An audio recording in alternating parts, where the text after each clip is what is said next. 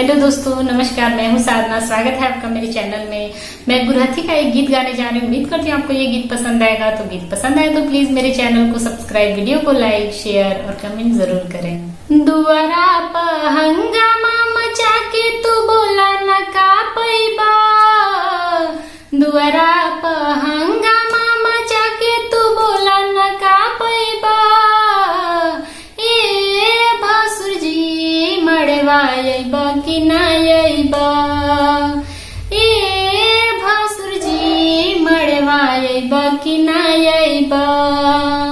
दुआरा पर हंगामा मचा के तू बोला न का पैबा, दुआरा पर हंगामा मचा के तू बोला न का पैबा।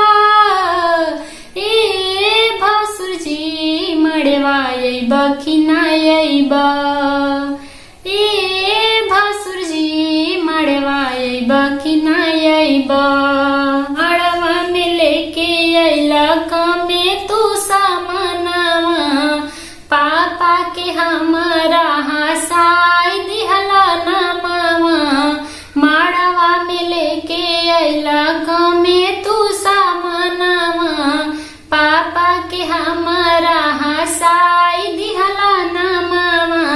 पुराना साड़ी ले आके ई बोला ना का कैला, पुराना साड़ी ले आके ई बोला ना का कैला।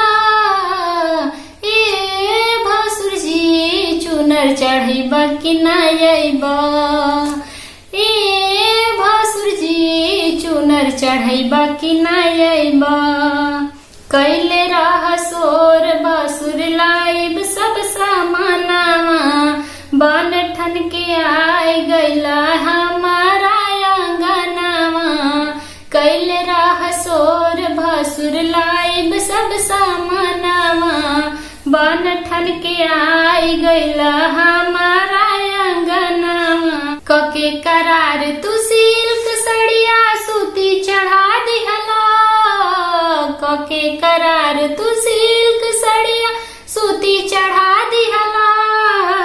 ए भसुर जी बदनामी करा दिहला, ए भसुर जी बदनामी करा दिहला। दुआरा पर हंगामा मचा के तू बोला न का पैबा, दुआरा पर हंगामा मचा के तू बोला न का पैबा। ए भसुर जी मड़वा अइबा कि ना अइबा, ए भसुर जी मड़वा अइबा कि ना अइबा।